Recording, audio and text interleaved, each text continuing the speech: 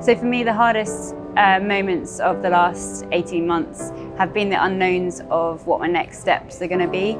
I was self-employed before, and I was building an events agency and coffee festival in Bristol. And then COVID, things just collapsed around her, and poor girl was in a bad place, came home, back to mum and dad.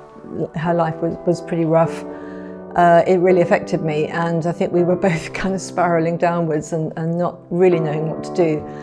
I know that food and community has always been a really big part of my life, but I've never been able to channel it in maybe a way that I now can.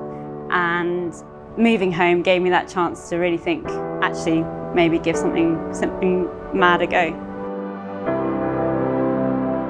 The one thing we both said to each other, we'll try it for 6 months, and if it's a total disaster, it doesn't matter. We can just say we tried it.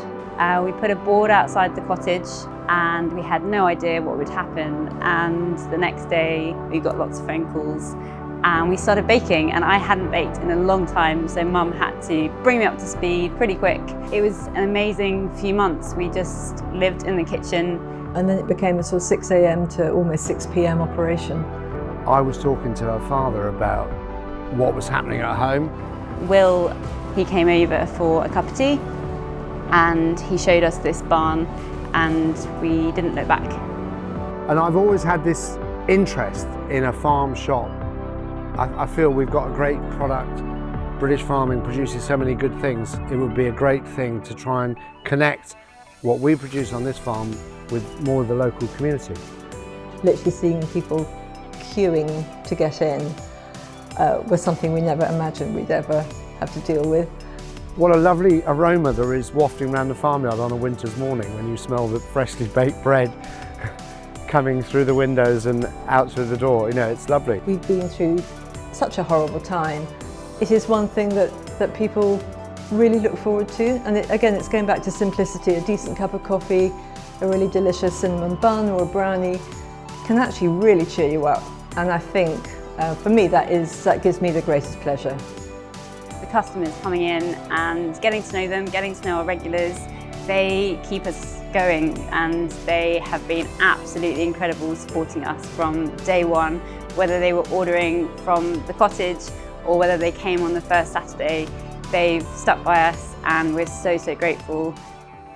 The absolute highlight of the last year was finding some amazing people who quite literally fell from the sky at our toughest moments. Imo emailed us on the night where Mum and I were having a complete meltdown, and we got an email saying, "I'm a baker, I live across the field, and can I come and volunteer?" And we jumped at that, and Imo has stayed by our side since. And we've had Charlotte, who again came into the barn, lives in the village, and trusted us that we weren't completely mad and joined the team.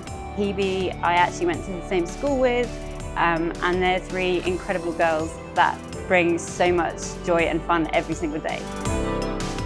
Food is something I've always had a passion for. Also, having a passion for community and working with some amazing local businesses that are on our doorstep. We've got incredible people, and it's been amazing to be able to bring them all together under one roof.